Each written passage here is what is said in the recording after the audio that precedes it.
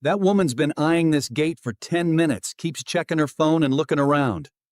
Officer Reddington was already walking toward Captain Millam, with two other officers falling in step behind him. You. Hands behind your back. Officer, is there a problem? Can you tell me what this is about? You've been acting suspicious. Watching this gate. Checking your phone over and over. Officer, I'm just here waiting for a friend's connecting flight. You're not fooling anyone here. I've heard every excuse in the book. Yours isn't special. Now, don't make this any harder than it has to be. Hands behind your back. What Officer Reddington didn't know was that the woman he was handcuffing was a decorated military pilot whose name was known by every pilot in that terminal. Captain Dixie Millam sat at gate C-14, her leg bouncing under the seat in front of her. She checked her phone again. Still no update. Her friend Thomas was supposed to catch a connecting military flight 2 gates down, and it was running late. She had promised to make sure he didn't miss it. So she kept checking, kept glancing at the boards, kept scanning the crowd for his face. She didn't think twice about any of it. Why would she? She was just a woman waiting at an airport, wearing jeans and a plain white shirt, watching the clock like everyone else in that terminal. But someone else was watching her, too. Officer Marcus Reddington stood near the coffee stand, arms crossed, eyes locked on her. He watched her check her phone, watched her look around, watched her stand up, then sit back down. "That woman's been eyeing this gate for 10 minutes, he said into his radio. Keeps checking her phone, keeps looking around like she's casing it. He didn't wait for a response. He was already walking toward her, 2 other officers falling in step behind him. Dixie looked up when the shadow crossed her lap. 3 uniforms, all staring at her. "Ma'am, I need you to stand up," Reddington said. His voice was flat and hard, like he'd already decided something about her. "Is there a problem, officer?" she asked. She stayed calm. She'd been trained to stay calm in rooms far worse than this one. "I said stand up." She stood, slowly, hands visible. "Can you tell me what this is about?" she asked again. "You've been acting suspicious, watching this gate, checking your phone over and over." He said it like it was obvious, like it was a crime. "I'm waiting for a friend's connecting flight," Dixie said. "That's all this is." Reddington's jaw tightened. "Sure it is." A few travelers nearby had started to notice. Heads turned. A woman pulled her son a little closer. "I need to see some ID," Reddington said. Dixie reached slowly for her bag. "It's right here. I'm going to get my wallet." "Hands where I can see them," he barked, stepping in close, like she'd made a sudden move instead of a slow, careful one. "They are where you can see them," Dixie said, her voice sharpening now. "I told you what I was doing before I did it. Don't get smart with me." "I'm not being smart. I'm being clear." Her eyes didn't waver. "You asked a question. I answered it." That seemed to make him angrier, not calmer. Like her calm was an insult. "You think you can just talk to me however you want?" Reddington snapped. "You've got an attitude problem." Dixie felt her pulse pick up, but she kept her voice level. "I don't have an attitude. I have a flight to catch." "Ma'am, you are not cooperating. I am standing right here, answering every question you ask me. That's not what I asked you to do." His voice rose now, loud enough that half the gate was watching. "I told you to stay still, and you keep moving your hands." "I haven't moved my hands since you told me not to." Reddington's face went red. He looked at the other 2 officers like he needed backup for a decision he was about to make. Nobody stopped him. "Turn around," he said. "Get on the ground." "On the ground? For checking my phone?" Dixie's voice cracked with disbelief, not fear. "You haven't told me what crime I've committed. Get on the ground." For one long second, she stared at him. She thought about arguing further. She thought about her rights, about everything she knew was true and fair. But she also knew what happened to people, especially people who looked like her when they argued with an officer who had already made up his mind.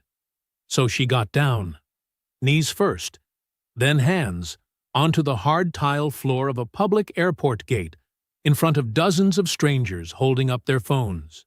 "This is insane," a man muttered nearby, phone raised. Reddington ignored him. He knelt down, grabbed Dixie's wrist, and pulled it behind her back. "You're not even going to tell me why?" Dixie asked, her cheek nearly against the cold floor. "You'll find out at the station." The cuffs clicked shut around her wrists, cold metal biting into her skin. Somewhere behind her, a phone camera light blinked red, recording every second. Dixie lay on the terminal floor with her cheek almost touching the tile. The cuffs dug into her wrists. Around her, a crowd had formed a loose circle, phones raised, no one stepping in. "Get her bag," Reddington said to one of the other officers. A young officer grabbed her carry-on and dumped it out right there on the floor. Her wallet hit the tile and flipped open. Her passport slid out next to it, along with a folded boarding pass and a laminated card with her photo on it. Reddington crouched down and looked at what had spilled out. He picked up the laminated card, turned it over once, then dropped it like it was nothing. It was her military ID, U.S. Air Force, Captain Dixie Milham. Right next to it lay another card, thicker, with a small gold emblem stamped into the corner. Her pilot's license. "That real?" the young officer asked, glancing down. "Anybody can print a laminated card," Reddington said, not even looking at it twice. He kicked it aside with the toe of his boot, sliding it a few inches across the floor like it was trash. "People fake this stuff all the time." "I'm a captain in the United States Air Force," Dixie said from the floor, her voice steady even though her arms ached from the cuffs. "That ID is real. You can call it in right now. We'll sort it out downtown. You don't have to sort anything out. Look at it. Actually look at it."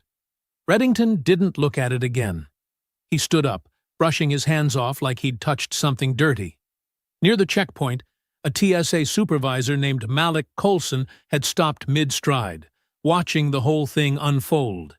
He'd seen plenty of arrests in this terminal before. Most were quiet, quick, over in a minute. This one felt different. Something about the way the officer kicked that ID aside without even glancing at it twice stuck in Malik's gut, like a splinter. He pulled out his phone and started recording. "Sir, I got backup requested for a possible resisting," Reddington said into his radio, walking a few steps away from Dixie. "Female, uncooperative, refused to comply with commands." That wasn't true, and Dixie knew it. She'd done everything he'd asked, the second he'd asked it. But lying into a radio was easier than admitting he might be wrong. Back at the precinct desk, Sergeant Axel Wellmore heard the call come through and approved the arrest without asking a single question. He didn't ask what she'd actually done. He didn't ask if there was any real evidence. He just said, "Copy that, proceed," and moved on to the next call on his desk, like Dixie Milham was a checkbox instead of a person zip-tied to the floor of a public airport. "This is wrong," a woman near the front of the crowd said quietly. But nobody in a uniform seemed to hear her or care if they did. Reddington walked back over and hauled Dixie up by her arm, rougher than he needed to. Her shoulder wrenched, and she winced but didn't cry out. She wasn't going to give him that. "Let's go," he said. "You didn't even run my name," Dixie said as he pushed her forward. "You had my real ID in your hand, and you didn't run it. Keep walking. I want you to call it in. Right now. Before you walk me one more step, you don't get to tell me what to do." Malik kept his phone up, following a few steps behind at a careful distance, filming everything. The cuffs, the scattered bag, the ID still lying forgotten on the floor where Reddington had kicked it. Other officers began clearing bystanders back, but nobody told Malik to stop. Nobody noticed him at all. Dixie's mind raced, even as her body stayed calm. She thought about every training exercise, every high-pressure cockpit decision she'd made under fire. None of it had prepared her for this, being marched through a public terminal in handcuffs for the crime of checking her phone. She kept her chin up. She wasn't going to look small. Not for him. Not for anyone watching. "Move!" Reddington snapped again, gripping her arm and steering her past the security checkpoint toward the long row of connecting gates ahead. Dixie took one last glance back at the floor behind her, at her ID still sitting there, ignored, 10 feet from where a police officer had decided her word meant nothing. Then she looked forward, toward the gates ahead, toward a crowd of travelers she didn't know yet, and toward the moment that was about to turn everything upside down. Reddington gripped Dixie's arm and marched her past the security checkpoint, toward the long row of gates where a commercial flight was boarding. Malik trailed a few steps back, phone still up, still recording. Dixie kept her eyes forward. She could feel every stare from every stranger she passed. Some looked away fast, like they didn't want to be caught watching. Others just stared, phones half raised, unsure if they should film or mind their own business. Up ahead, a line of airline crew members stood near the jet bridge, waiting to board a flight to Atlanta. One of them, a tall man in a captain's uniform, was mid-sentence with a flight attendant when something caught his eye. He stopped talking. He stared at the woman in cuffs being walked past his gate. Captain Lucas Varon blinked once, like he thought he was seeing things. Then, his whole body went still. "Rebar," he said, almost under his breath. Dixie's head turned at the sound of the old call sign. Nobody used that name anymore. Nobody outside the cockpit, anyway. "Captain Millam," Varon said louder, stepping out of the boarding line. "Is that you?" Dixie's throat tightened. She hadn't seen Lucas Varon in years, not since he flew wing under her air cover during a rescue mission that neither of them liked to talk about much, because talking about it meant remembering how close it had come to going wrong. "Lucas," she said, her voice cracking just slightly. Reddington tugged her arm. "Keep moving." But Varon wasn't moving. He set down the small bag in his hand, straightened his shoulders, and snapped to full attention right there in the middle of the terminal. Then he raised his hand in a slow, sharp salute. The gate went quiet. "Sir, step back," Reddington said, clearly rattled, though he tried to sound in control. Varon didn't step back. He held the salute, eyes locked on Dixie, like nothing else in that terminal mattered. Then a second pilot near the same gate noticed what was happening and stood up from his seat. He didn't know Dixie personally, but he recognized the look on Varon's face, and when he saw the small silver wings pin still clipped to the strap of Dixie's overturned bag, dragged along by an officer holding her other arm, he understood enough. He stood and saluted too. Then a third. An older man near the window, off duty by the look of his half-buttoned uniform jacket, rose slowly to his feet with a grunt and lifted his hand as well. It spread through the gate like fire catching dry grass. A retired veteran sitting near the charging station stood, hand to his chest at first, then switched to a salute when he understood what he was looking at. A young woman in a flight attendant's uniform, eyes wide, put her hand over her heart.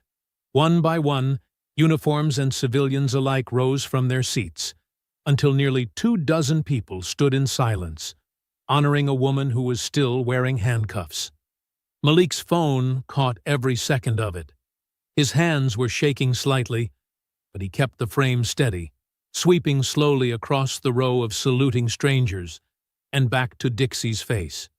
Dixie stood frozen for a moment, cuffed hands behind her back, chin lifting despite herself.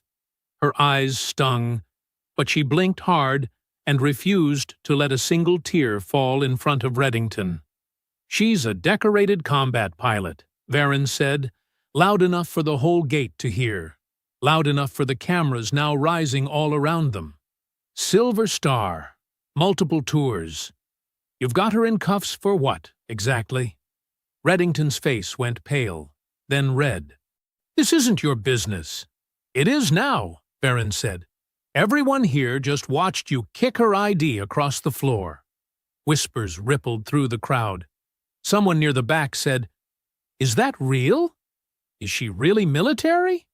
Someone else answered, "Look at her jacket pin. Look at the wings." Reddington's grip on Dixie's arm tightened, his knuckles whitening.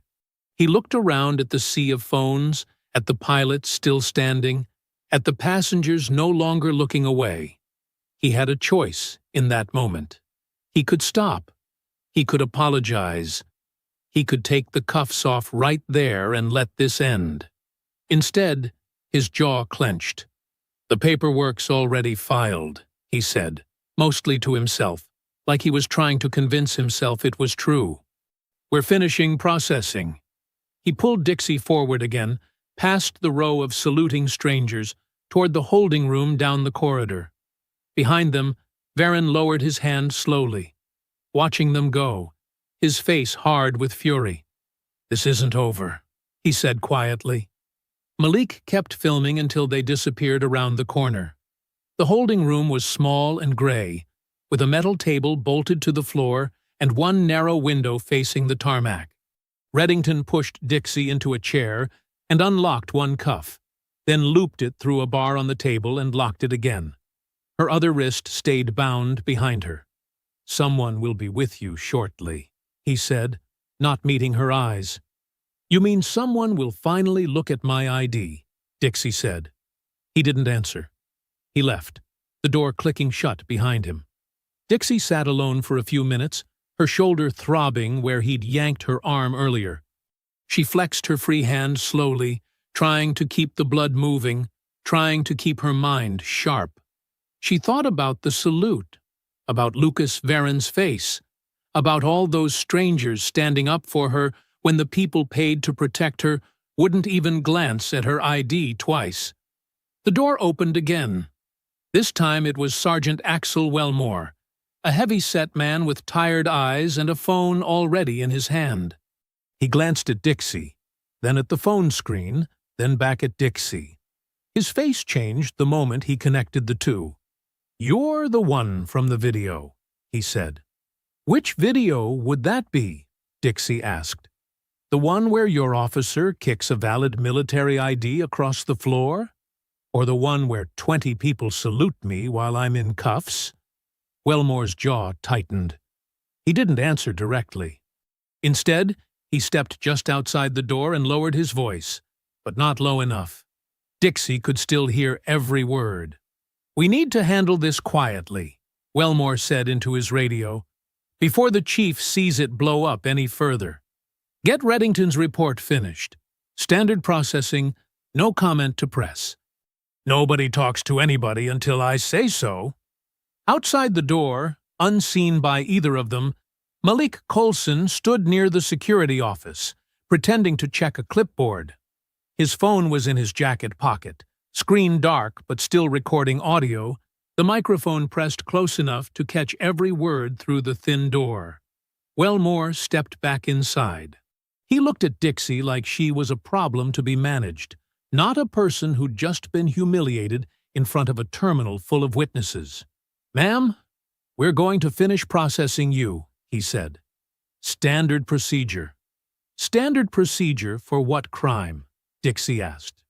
"Nobody has told me what I'm being charged with." "That'll be determined." "You mean you're going to figure out something to charge me with after the fact?" Dixie leaned forward as far as the cuff would let her. "You had my ID in your hand. Your officer had it in his hand. He kicked it away like garbage instead of running it." Wellmore didn't answer that either. He just gathered a clipboard from the table and started filling out a form, avoiding her eyes entirely. Dixie watched him write. She memorized everything she could. His name tag, the badge number stitched above his pocket, the exact words he'd said into that radio. If nobody else was going to hold this moment accountable, she would. "You know this is being recorded," she said quietly. "Half that terminal has it on video already." Wellmore's pen paused for just a second before he kept writing. "That's not my concern right now." "It should be." He finished the form, tore off a copy, and set it on the table without looking at her. Then he left without another word, the door shutting hard behind him. Dixie sat alone again, cuffed to the table, staring at the gray wall in front of her. Somewhere outside this room, she knew, her name and her face were spreading across the internet faster than any official statement could ever catch up to. She thought about her squadron, about the men and women she'd flown with, the ones who trusted her with their lives at 10,000 feet. None of them would believe this. None of them would understand how a decorated officer could end up cuffed to a table in an airport holding room because a man refused to look twice at a laminated card. She closed her eyes for a moment, steadying her breathing the way she'd been trained to do under fire. When she opened them again, her jaw was set, and something cold and sharp had settled behind her eyes. They wanted this handled quietly. She had no intention of letting that happen. 2 hours passed before the door opened again. A different officer this time, younger, avoiding eye contact, unlocked the cuff from the table and then from Dixie's wrist. Her shoulder ached as blood rushed back into her hand. "You're free to go," he said. "No charges filed." "No charges," Dixie repeated. "So you're admitting there was never a reason to arrest me in the first place?" He didn't answer that. Instead, he slid a printed form across the table. "Field interview record," he said. "For our files." Dixie picked it up and scanned it.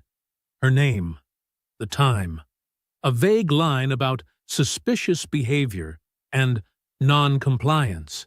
Nothing about the ID that had been kicked across the floor. Nothing about Wellmore's radio call. "I want this expunged," she said. "This never should have happened. There's no reason this stays on record." "That's not something I can do," the officer said. "It stays on file regardless of outcome." "Regardless of the fact that I did nothing wrong?" He shrugged, like it was out of his hands, like the whole system was built to shrug along with him. "Policy?" Dixie stood, rubbing her wrist, and walked out of the small room without another word. There was nothing left to say to a man who wasn't going to change anything. Outside, in the main terminal, Lucas Varon was waiting near the security exit, still in his captain's uniform, arms crossed, jaw tight with barely contained anger. Malik Coulson stood beside him, phone finally lowered, though his hands still looked a little unsteady. "Dixie." Varon stepped forward the second he saw her, his voice softening. "You okay?" "I'm fine," she said, though her voice was tighter than she meant it to be. "Physically, anyway." "That video's already past 1 million views," Malik said quietly. "I didn't mean for it to blow up like that. Somebody needed to see what actually happened." "You did the right thing," Dixie told him. "Don't apologize for that." Varon shook his head. "Reporters are already calling the airline. They want a statement. They want to talk to you." Dixie closed her eyes for a second, exhaustion finally catching up to her. She'd flown 12-hour combat missions with less fatigue than this. "I need to get to a hotel," she said. "I need to think." That evening, in a quiet hotel room with the television on low, Dixie sat on the edge of the bed, still in the same clothes from the airport, watching a press conference she hadn't asked for. Chief Perry Dashworth stood behind a podium, camera flashes popping in front of her, her voice smooth and rehearsed. "Our officers acted within the bounds of their training," Dashworth said. "Any use of officer discretion during a field stop is reviewed carefully. And at this time, we believe the stop was procedurally sound." Dixie's stomach turned. "Procedurally sound," she repeated out loud to the empty room. Dashworth continued, her tone practiced and cold. We understand the video has generated public concern, and we take that seriously. However, we will not be commenting further on personnel matters at this time. No apology. No mention of the ID kicked across the floor. No mention of Wellmore's radio call, which of course the department didn't know had been caught on tape yet. Just a wall of careful words meant to protect the department, not to answer for what had happened to her. Dixie's phone buzzed again. Another reporter. Then another. She silenced it and set it face down on the nightstand. She thought about Reddington's voice, sharp and dismissive. About Wellmore's whispered order to handle things quietly. About the ID he never bothered to check, twice. And she thought about that gate full of strangers standing up, hands raised, honoring something Reddington couldn't see even when it was staring him in the face. The video would fade, eventually. Videos always did. Public outrage had a short memory, and she knew that better than most people, watching how quickly news cycles could bury even the worst stories. But paperwork didn't fade. A false field interview record sitting quietly in a database somewhere didn't just disappear because people got angry for a week and then moved on. Dixie turned off the television and sat in the dark, replaying every detail of the day. Somewhere out there, a chief was already lying to the public. A sergeant had already tried to keep things quiet. And an officer had already decided her word, her identity, her entire life meant nothing next to his own certainty. She wasn't going to let it end there. Dixie woke early the next morning to her phone buzzing against the nightstand. She hadn't slept much.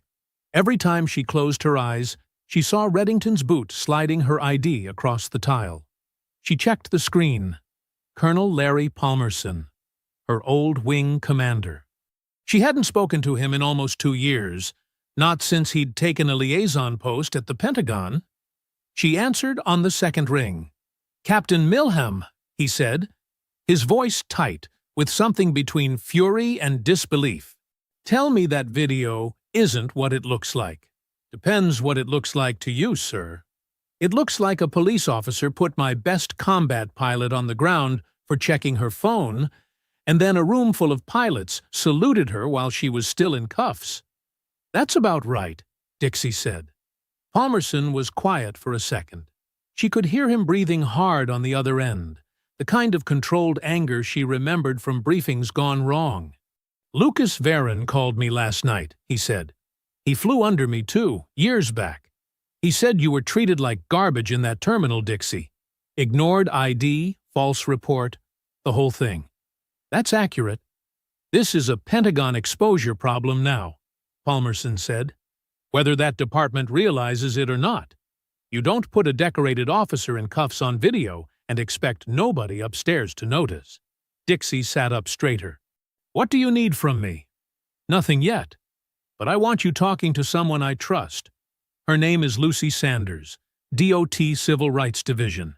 She's been circling that exact airport department for months. I think your situation just handed her the case she's been waiting for." An hour later, Dixie sat in a small cafe near her hotel, laptop open, video call connecting. Agent Lucy Sanders appeared on screen, sharp-eyed, dressed plainly, a stack of folders visible on the desk behind her. "Captain Milham," Sanders said, "thank you for making time. Colonel Palmerson said you might already know more about this than I do." Sanders allowed a small, tired smile. "I've been building a file on that department for 6 months. Racial disparity and stops. Complaints that go nowhere. A pattern nobody upstairs wants to admit exists." She slid a folder toward the camera, flipping it open just enough for Dixie to see rows of case numbers. "Your arrest isn't an isolated incident. It's the same conduct, the same precinct, likely the same chain of command protecting the same officers." Dixie felt something cold settle in her chest. "So, this has happened before. To other people." "Repeatedly," Sanders said. "But none of them had 30 phones recording, and none of them had a room full of witnesses with the standing to make the department listen. You do." What do you need from me? A formal statement. Timeline. Everything you remember. In order. No matter how small it seems. Sanders leaned closer to the screen. And I'll be honest with you, Captain. This isn't going to move fast. Departments protect their own. Chief Dashworth has been slow-walking my records requests for months. I need more than one bad afternoon on video. I need proof of what happened after the cameras stopped rolling. Dixie thought about Wellmore's voice through the holding room door. Handle this quietly before the chief sees it. There's something you should know, Dixie said. A sergeant said something on his radio while I was cuffed to a table. About keeping this quiet before it got to the chief. I don't think he knew anyone could hear him. Sanders's eyebrows lifted slightly. Did anyone record that? Dixie hesitated. She thought of Malik standing near the door, clipboard in hand, phone in his pocket. Maybe, she said. I need to ask someone. Find out, Sanders said. That kind of statement, if it exists, changes everything. It's the difference between one officer's bad judgment and a department actively covering for itself. After the call ended, Dixie sat with her coffee going cold in front of her, staring out the cafe window at travelers rolling suitcases past, oblivious to everything that had happened one terminal over. For the first time since the cuffs had clicked shut around her wrists, she didn't feel like a victim sitting helpless in a gray room. She felt like she had a mission again, and Dixie Millam had never once failed to finish a mission.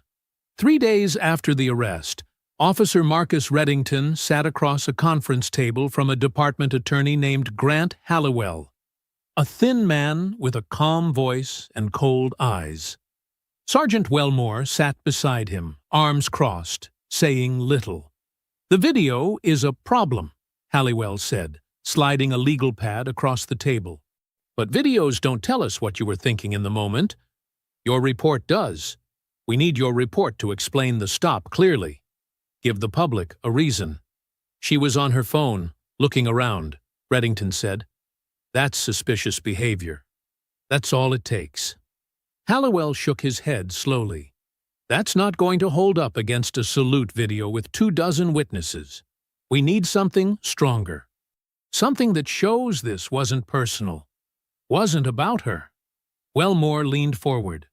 There was a security bulletin that morning. General profile stuff. Watch for irregular behavior near gates. We could tie the stop to that.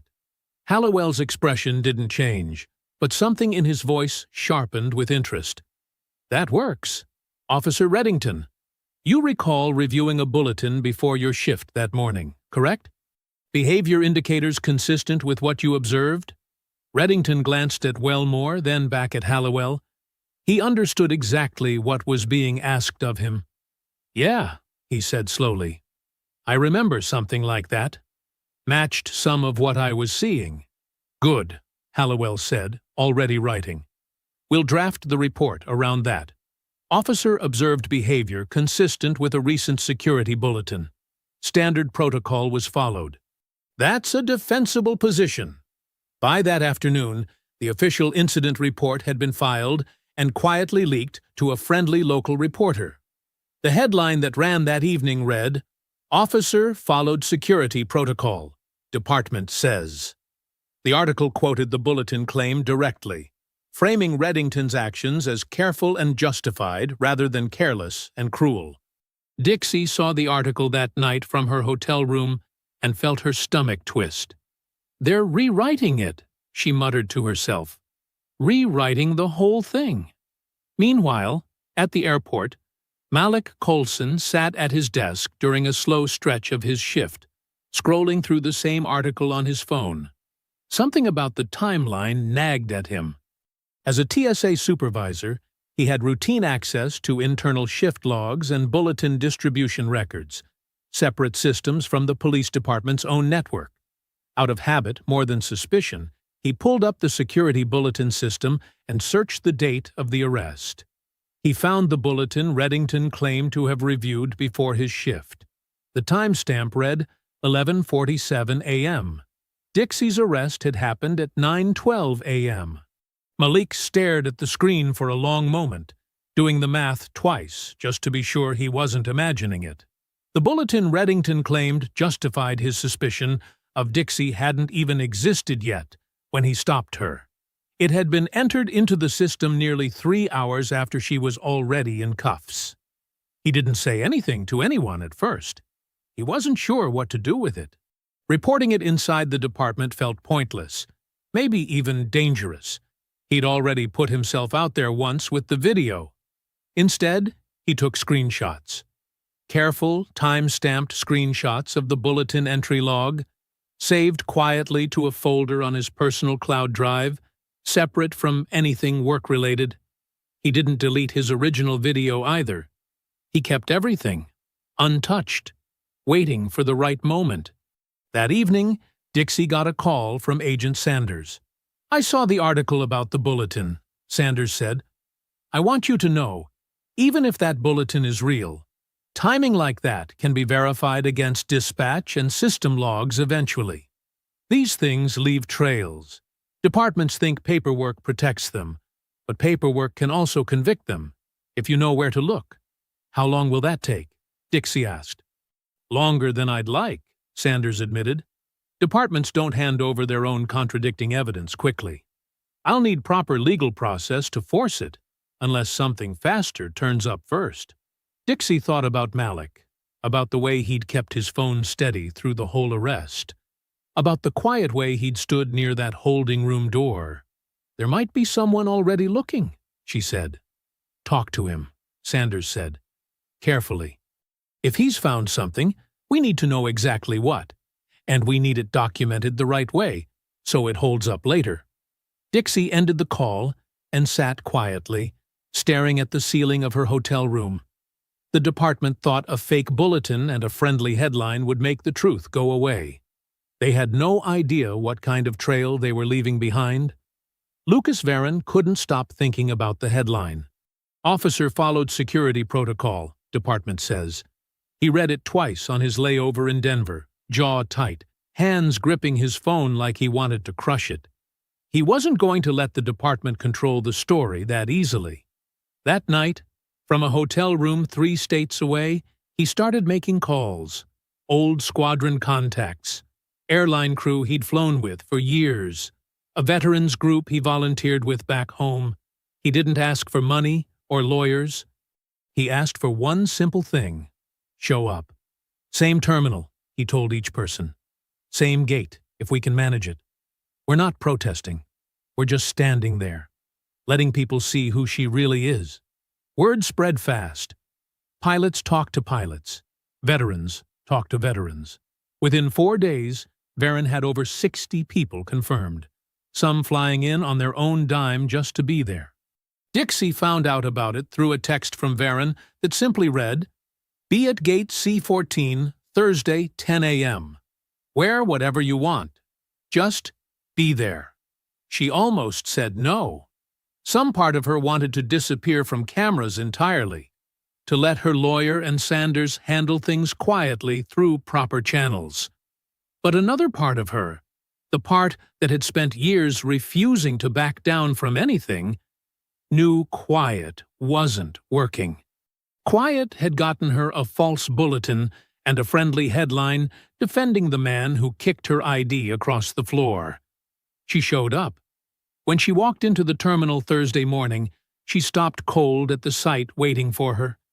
Dozens of pilots in full uniform stood in neat rows near the gate, several airline captains among them, along with veterans in old service jackets, medals pinned proudly to their chests. Malik stood near the back with his phone raised again, though this time 3 local news cameras stood beside him, filming the same scene. Varon stepped forward first, saluting her the way he had that first terrible day.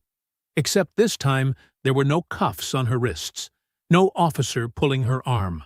"Captain Millam," he said, loud enough for the cameras to catch clearly. "Welcome back to Gate C14. One by one, the others saluted too, a wall of respect stretching across the same tile floor where she'd been forced to her knees just over a week earlier. Reporters pushed forward, microphones extended.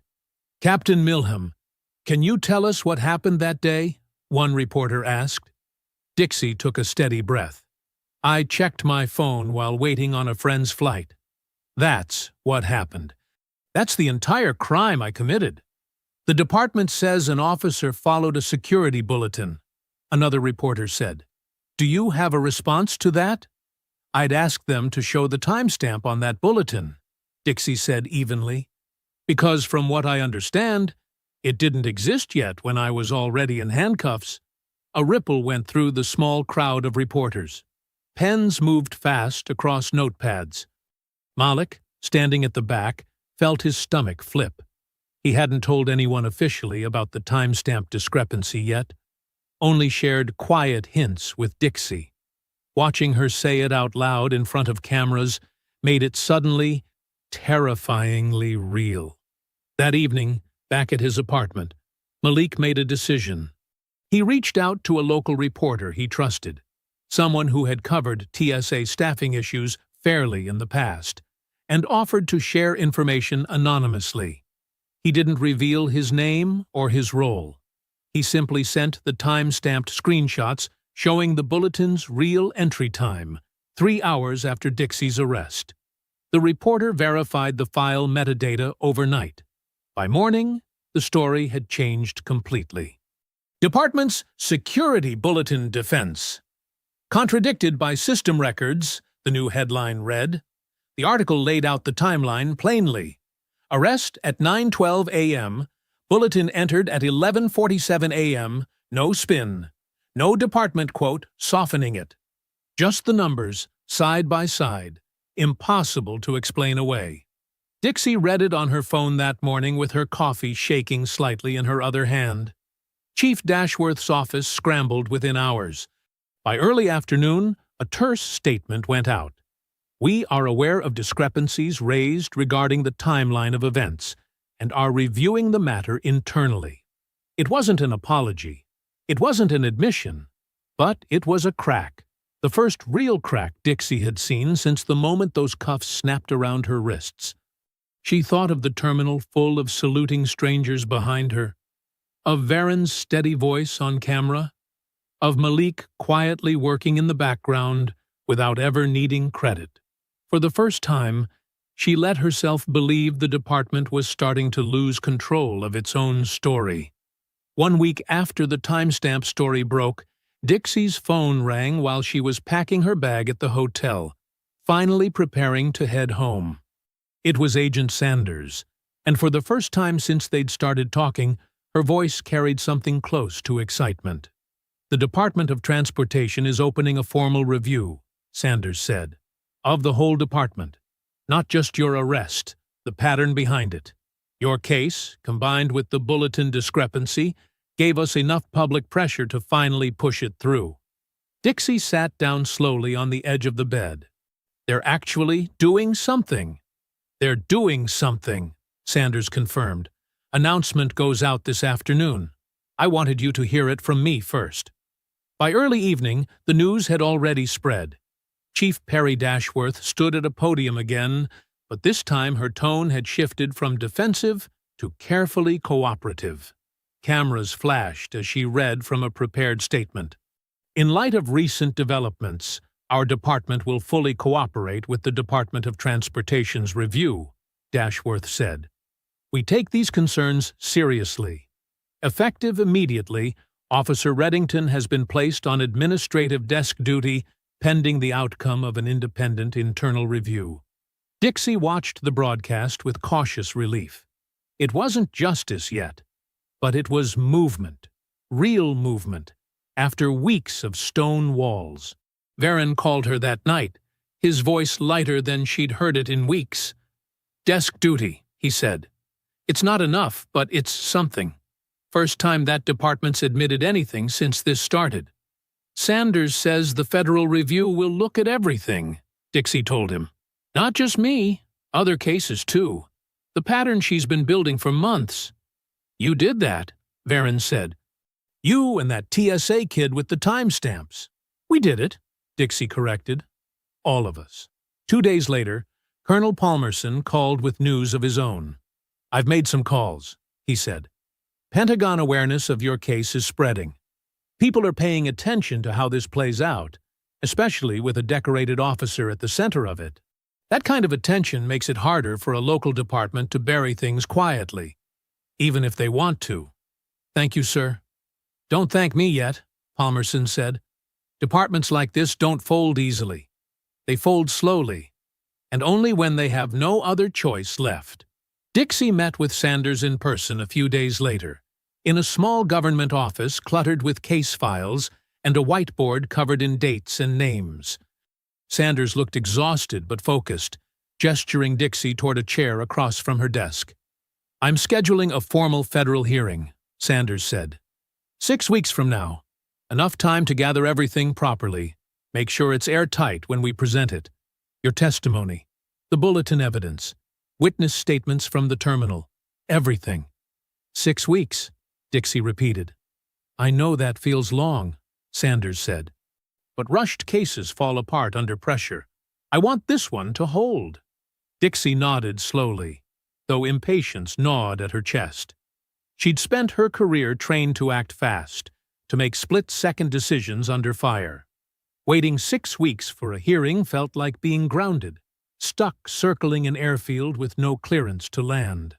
"What do you need from me in the meantime?" she asked. "Stay visible, but careful," Sanders said. "Keep your statement consistent. Don't give the department's lawyers anything to twist. And Dixie, talk to that TSA supervisor again, Malik. If he's willing to formally testify on the record, that changes the weight of everything he's found so far." That evening, Dixie allowed herself something she hadn't felt in weeks: real hope. She sat by her hotel window, watching planes rise and fall against the darkening sky, and thought about how far things had come since that first terrible morning at Gate C-14. A viral video, a room full of saluting strangers, a falsified bulletin exposed by a quiet TSA supervisor nobody had noticed, a federal investigator who'd been fighting this exact fight long before Dixie ever landed in that terminal. Reddington was on desk duty. Wellmore hadn't shown his face publicly since the story broke. Dashworth was cooperating, at least on paper. For the first time, Dixie let herself believe accountability might actually be within reach. She didn't know yet how wrong that hope would turn out to be, or how quickly the department would try to close ranks again once the cameras stopped watching quite so closely. But for one quiet evening, staring out at a sky full of planes she couldn't fly herself, Dixie Milham allowed herself to breathe. 2 weeks before the scheduled federal hearing, Dixie sat in her home office, going over her written statement for what felt like the 100th time, when Sanders called with news that made her stomach drop. "The internal review Dashworth promised," Sanders said. "I finally got confirmation on who's running it." "Who?" "Sergeant Wellmore's division." Dixie closed her eyes. "The same sergeant who told Reddington to keep this quiet." "The same one," Sanders confirmed. "It's not illegal, technically. Departments are allowed to review themselves before external oversight steps in, but it means whatever conclusion comes out of that review was written before anyone opened the file. It's designed to clear Reddington quietly, on paper, before our hearing even starts. Can you stop it? Not directly, but I can make sure the federal hearing doesn't rely on anything they produce. We use our own evidence, untouched by them." Dixie hung up, feeling the ground shift slightly under her. The desk duty, the cooperative statement, all of it had felt like real progress. Now it looked more like a performance, staged just long enough to buy the department time to protect its own. 3 days later, the second blow landed. A local news station aired a short clip during their evening broadcast, credited to newly released airport security footage. The video showed a grainy angle of Dixie standing at the gate, arms slightly raised, her posture caught mid-motion in a way that looked out of context, aggressive. The clip cut off just before Reddington approached her, and it cut off again just after, leaving out everything that came before and after the frozen, misleading moment. The anchor's voiceover was careful, almost gentle, but devastating all the same. New footage raises questions about the full context of the widely shared airport arrest video, with some now asking whether the officer's response may have been more justified than initially believed. Dixie watched it twice, her hands cold. She recognized her own body in the frame, remembered exactly what she'd been doing in that split second, gesturing toward her boarding pass. Nothing more. But stripped of context, timed and cut the way it was, it looked like something else entirely. Her phone exploded with messages within the hour. Some supportive, some suddenly uncertain. A few outright hostile, strangers online suddenly questioning whether she'd been the whole story all along. She called Sanders immediately. "They edited it," Dixie said, fighting to keep her voice steady. "Cut it right before he approached me. Made it look like I was the aggressive one." "I saw it," Sanders said grimly.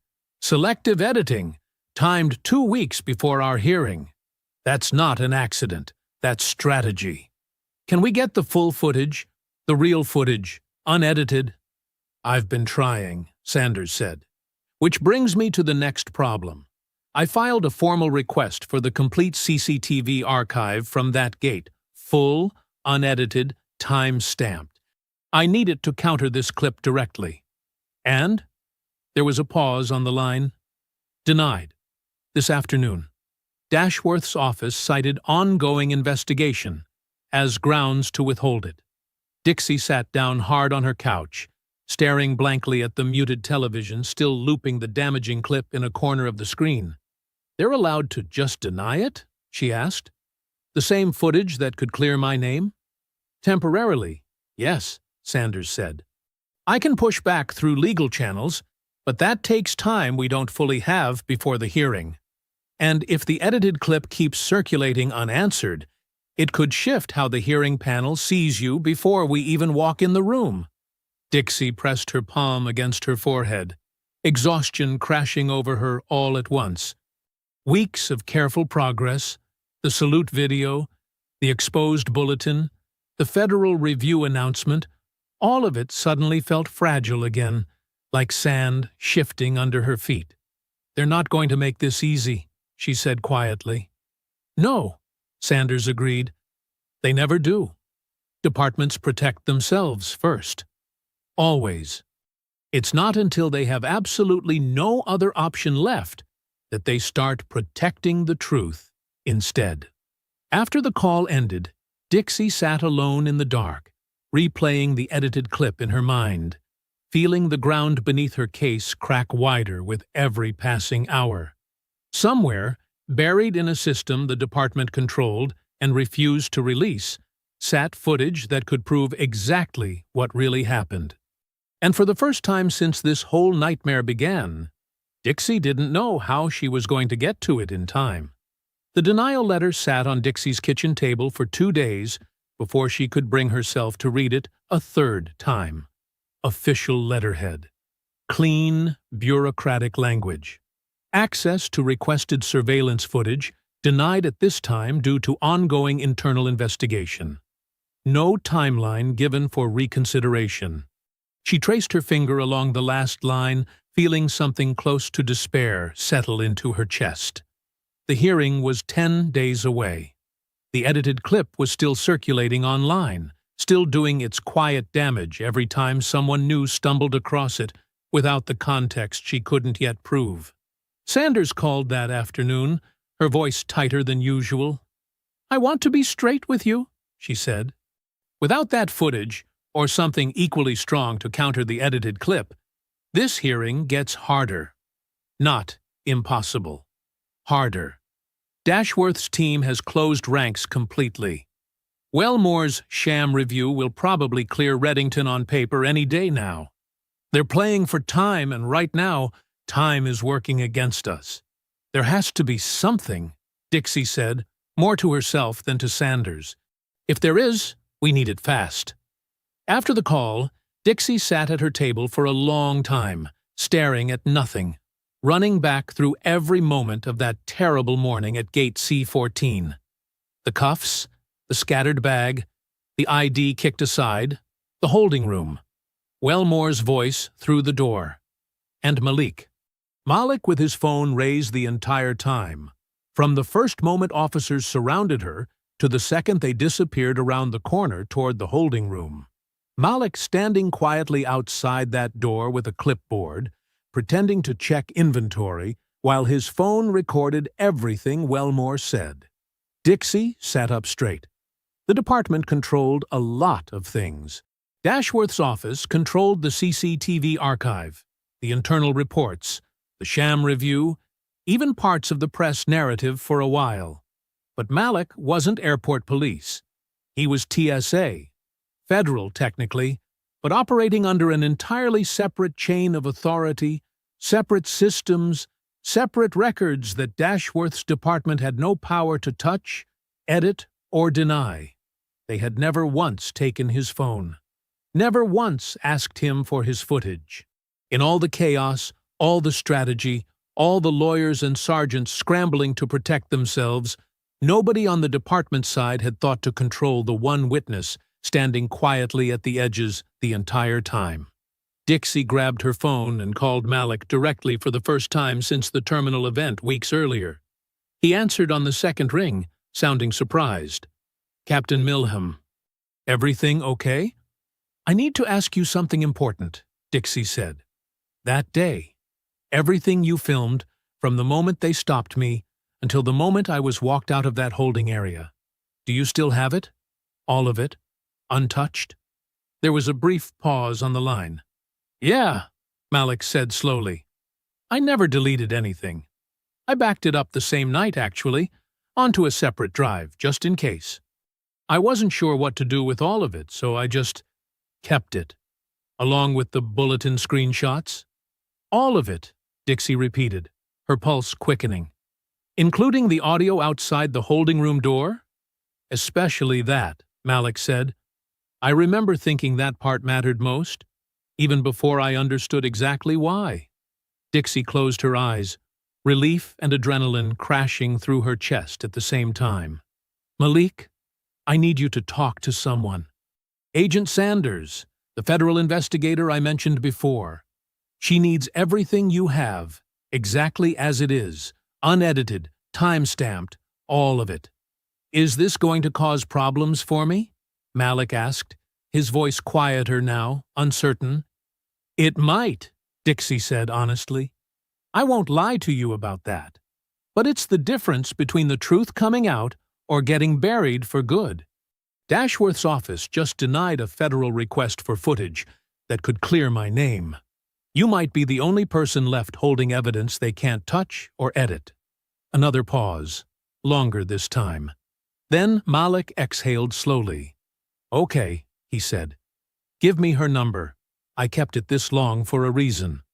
I guess I always knew it might matter eventually." Dixie felt something shift inside her chest for the first time in days, a small, sharp flicker of hope rising through the exhaustion. The department had spent weeks building walls, editing footage, denying requests, protecting their own at every turn. But they'd made one critical mistake. They'd only ever tried to silence one set of eyes in that terminal. They had completely forgotten about the other. 3 days later, Dixie sat in a small conference room at the federal building alongside Agent Sanders and Colonel Palmerson, who had flown in personally once he heard what Malik had found. Across the table, Malik Colson set his laptop down carefully, like it held something fragile. "I backed up everything the night of the arrest," Malik said, connecting the laptop to a larger screen mounted on the wall. "Video, audio, the bulletin screenshots. Nothing's been touched since." Sanders leaned forward. "Play it from the beginning. Full timeline." The screen lit up with the video Malik had captured that morning. Unedited, uncut, time-stamped in the corner. It began before Reddington ever approached Dixie, showing her simply sitting at the gate, checking her phone, glancing around like anyone waiting for a delayed connection. Then Reddington's approach, the demand for ID, Dixie's calm compliance. The moment she was forced to the ground, her ID and pilot's license spilling from her bag, clearly visible, clearly real. Then came the part Dixie had been waiting weeks to hear again. Wellmore's voice, slightly muffled but unmistakable, came through the recording from outside the holding room door. "We need to handle this quietly, before the chief sees it blow up any further. Get Reddington's report finished. Standard processing, no comment to press." Palmerson's jaw tightened as he listened. "That's a department actively covering for itself," he said. "Not an officer making a bad call in the moment.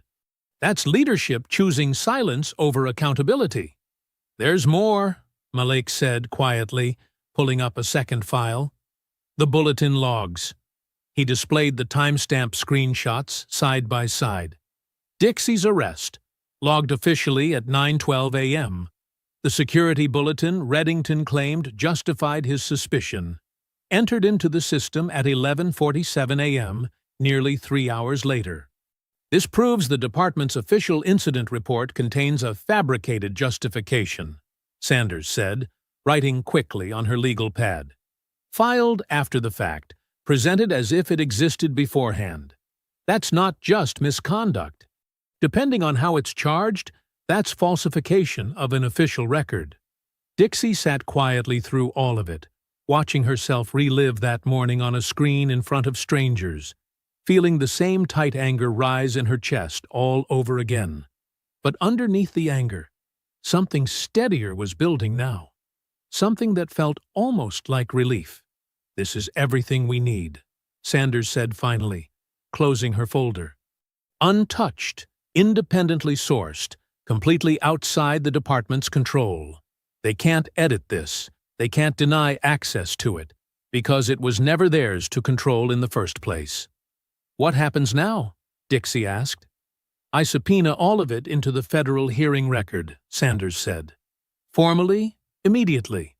Once it's entered as evidence, no internal review, no denied FOIA request, no selectively edited CCTV clip can undo what's on this recording." Palmerson nodded slowly, already reaching for his own phone.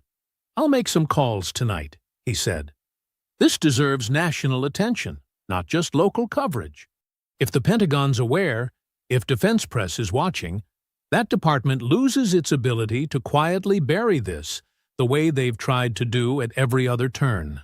"You think that'll work?" Dixie asked. "I think," Palmerson said, "that a department used to controlling a local news cycle has no idea what happens when a story like this reaches a national one. They've been playing a small game this whole time.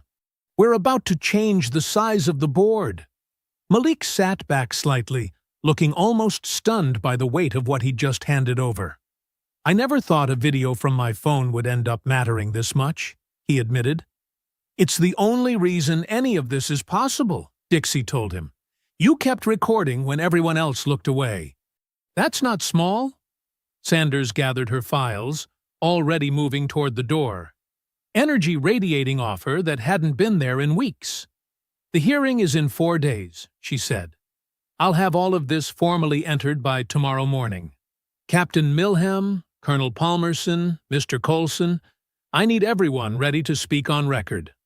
As the meeting broke up, Dixie lingered by the window for a moment, watching the sun sink low over the city skyline. Weeks of stone walls, sham reviews, and edited footage had nearly convinced her the truth might never surface at all. But it had been there the whole time, sitting quietly on a backup drive, waiting for someone brave enough to hand it over. The department had spent all their effort protecting the evidence they controlled. They'd never imagined the evidence that would sink them was sitting untouched in a TSA supervisor's jacket pocket the entire time. The federal hearing room filled early, chairs scraping against the floor as reporters set up cameras along the back wall. Colonel Palmerson's outreach had worked exactly as he'd promised. National Defense Press sat beside local reporters this time, And no department statement, however carefully worded, was going to control a room this size. Dixie sat at a long table beside Sanders, her uniform pressed, her hands steady on top of her folder. Behind her, filling 3 full rows of the gallery, sat Lucas Varon, and nearly 40 pilots and veterans who had traveled in for the hearing, the same people who had once stood saluting her in a terminal, now sitting quietly, ready to speak if called. Across the room, Chief Perry Dashworth sat beside department counsel, her posture stiff, her expression carefully arranged into something neutral. Officer Reddington and Sergeant Wellmore sat further back, both avoiding eye contact with the gallery entirely. The hearing panel chair called the session to order. Sanders stood first, walking the panel through the timeline with practiced precision. She played Malik's unedited footage in full, the same recording from the beginning, showing Dixie calmly seated, then cuffed, then her ID kicked aside on the tile floor. A murmur rippled through the gallery when the audio caught Wellmore's voice through the holding room door. "We need to handle this quietly, before the chief sees it." Wellmore's face went pale in his seat. He stared down at the table in front of him, refusing to look up. Sanders followed with the bulletin timestamps, laid out clearly on a projected screen. Arrest logged at 9:12 a.m. Bulletin entered at 11:47 a.m. She didn't need to explain the implication. The panel members exchanged glances, several taking notes rapidly. "This is not a case of an officer's split-second misjudgment," Sanders told the panel. "This is a documented pattern, an official report built on a fabricated timeline, and a supervising sergeant caught on tape actively directing a cover-up before departmental leadership could even be informed. When it was Dixie's turn to testify, she spoke plainly, without embellishment, describing exactly what happened, exactly what she felt, exactly what she'd said to Reddington in that moment when he refused to check her ID a second time. "I told him it was real," she said. "I told him to run it. He chose not to, twice. Not because he lacked the ability, because he'd already decided who I was before I ever opened my mouth." Captain Varon testified next, describing the moment he recognized her, the moment he saluted, the wave of pilots and veterans who followed without hesitation. "She served this country with distinction," he told the panel. "And she was treated like a criminal for checking her phone." Then came the moment Dixie had been waiting weeks for. The panel chair turned toward Chief Dashworth. "Chief Dashworth, can you explain why a request for the complete unedited CCTV archive from that gate was denied, citing an ongoing investigation, while a selectively edited clip from that same footage was leaked to press during that same period?" Dashworth's mouth opened, then closed. "I was not personally involved in the release of that clip," she said carefully. "But you were aware it happened," the panel chair pressed. A long pause. "Yes. And the internal review you announced publicly, promising independence, was conducted by Sergeant Wellmore's own division. The same sergeant recorded directing officers to keep this matter quiet before it reached your desk." Dashworth's composure cracked slightly, her hands tightening around the edge of the table. "That review was standard procedure," she said, though her voice had lost its earlier confidence. "Standard procedure," the panel chair repeated flatly, glancing down at her earlier public statement, read back word for word. "We believe the stop was procedurally sound. Chief Dashworth, does that statement still reflect your position, given everything presented today?" Dashworth said nothing for a long moment. The silence stretched through the room, heavier than any answer could have been. "No," she finally said quietly. "It does not." A ripple moved through the gallery. Not celebration exactly, but something close to it. Dixie felt her chest loosen slightly for the first time in weeks, watching the woman who had defended Reddington's actions on national television finally unable to defend them at all. The panel chair closed her folder. This panel formally acknowledges the falsified incident report and the documented efforts to suppress evidence as clear indicators of misconduct extending beyond a single officer's actions. Reddington sat frozen in his seat. Wellmore stared at the floor, his career already crumbling in real time in front of a room full of cameras. Dixie glanced back once at Varen, at Malik seated quietly near the back, at Palmerson watching with sharp, satisfied eyes. The truth was, finally, fully on record, and there was no way left for anyone to bury it. The news moved fast once the hearing ended. By that evening, national outlets had picked up the story in full, running clips of Wellmore's recorded voice alongside the bulletin timeline graphics Sanders had presented. What had once been a local controversy defended by careful department statements was now a national story nobody in power could quietly wave away. 2 days after the hearing, the Airport Police Department issued a statement Dixie had waited weeks to read. Officer Marcus Reddington had been formally terminated, effective immediately, with the statement noting that his conduct, including a falsified incident report, would be referred to the district attorney's office for review of possible criminal charges related to filing a false official document. Dixie read the statement twice at her kitchen table, feeling something unclench slowly in her chest that had been tight since the moment those cuffs first closed around her wrists. Falsifying an official report isn't something they can spin their way out of, Sanders told her over the phone that afternoon. That's not discretion. That's a crime. He kicked your ID aside, then lied about why he stopped you in the first place. The evidence leaves no room to argue otherwise. Sergeant Wellmore's fall came just as fast. Within the week, department leadership announced he had been stripped of his rank and forced to resign, his own recorded voice, caught through a thin holding room door, becoming the exact piece of evidence that ended his career. Local reporters noted that Wellmore had declined to comment, refusing to speak to any outlet that reached out. He thought nobody was listening, Malik said when Dixie called to tell him the news. The whole time, he thought he was untouchable, because nobody would ever hear what he actually said. Someone was always listening, Dixie told him. You made sure of that.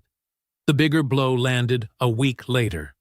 Chief Perry Dashworth, facing mounting pressure from the Department of Transportation and a wave of national scrutiny she could no longer manage with careful statements alone, announced her resignation during a brief, subdued press conference.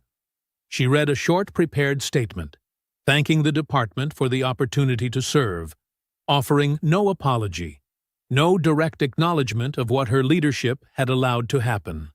Dixie watched the broadcast with Varen over video call, both of them quiet for a moment after Dashworth stepped away from the podium for the final time. No apology, Varen said, even now. Doesn't matter, Dixie said. She's gone. The department's not hers to protect anymore. That same week, the Department of Transportation confirmed the Airport Police Department would be placed under a federal consent decree, requiring independent oversight of stop patterns, use of force incidents, and internal reporting procedures for the next several years. Agent Sanders, who had spent 6 months building a case nobody in power wanted to hear before Dixie's arrest ever happened, finally had the systemic accountability she'd been fighting for. This is bigger than just your case now, Sanders told Dixie during their final call that week. This affects every stop that department makes going forward. Every person who might have ended up exactly where you were, without 30 phones recording, without pilots willing to stand up in a crowded terminal. How many people do you think never got that chance? Dixie asked quietly. Too many, Sanders admitted. That's why this matters. Not just for you. For everyone after you. Dixie sat with that for a long moment after the call ended, thinking about all the names she'd seen briefly on Sanders's case file weeks earlier. Rows of complaints that had gone nowhere, buried in a system built to protect itself instead of the people it was supposed to serve. Reddington was gone. Wellmore was gone. Dashworth was gone. A department that had once closed ranks completely now stood publicly, undeniably accountable. Its every future action bound by federal oversight it could no longer avoid or delay. It wasn't the kind of ending that erased what had happened. Dixie still felt the memory of cold tile against her cheek sometimes, still felt her shoulder ache on cold mornings, where the old injury from being yanked upright too roughly still lingered.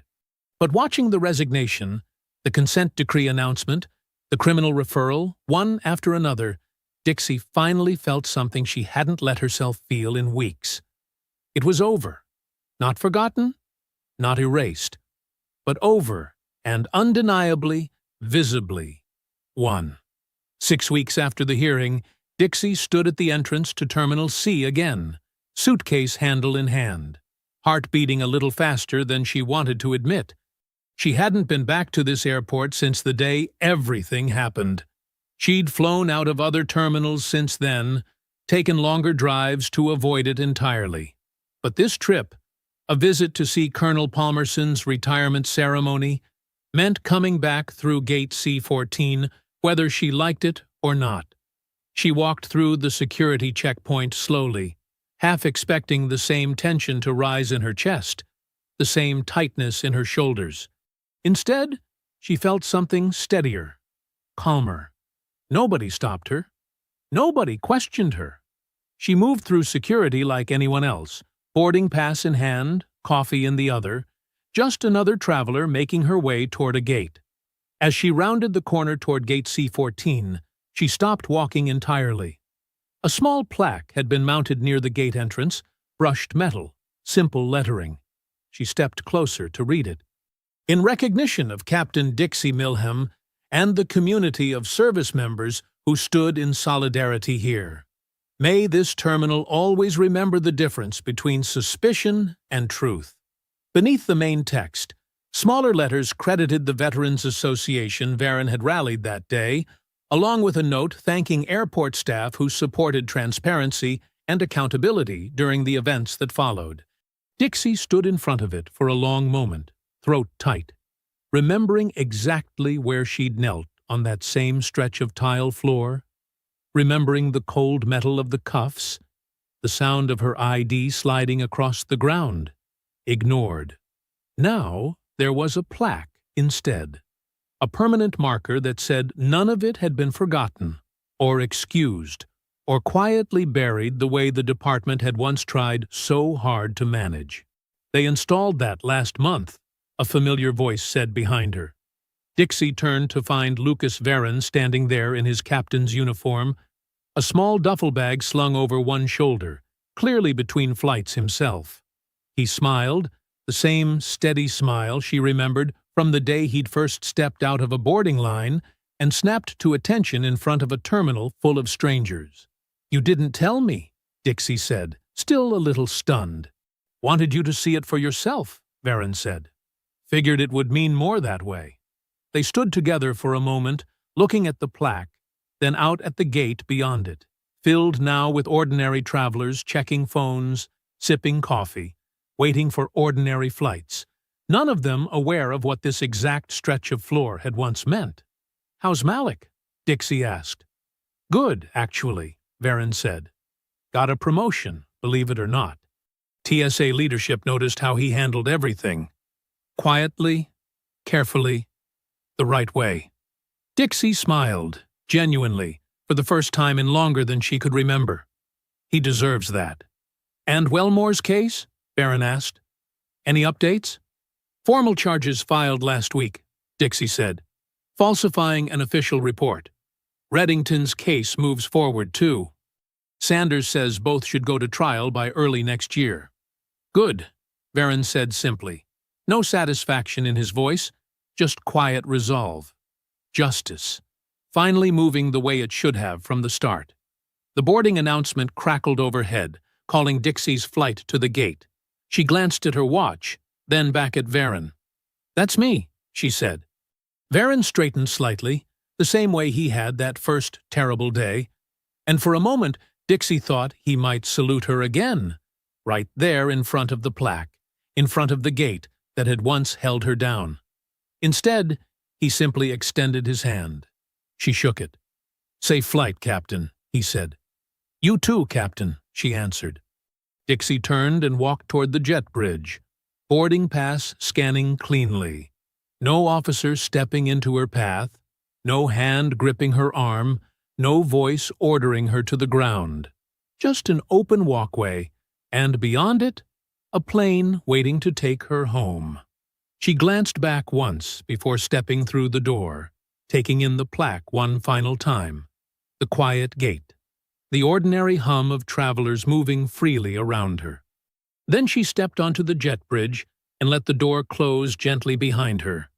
The terminal that once tried to break her had finally, fully, let her go. And this time, she walked through it exactly the way she deserved to, the whole time. Free, unbothered, vindicated. If you enjoyed the story, leave a like to support my channel, and subscribe so that you do not miss out on the next one. On the screen, I have picked 2 special stories just for you. Have a wonderful day.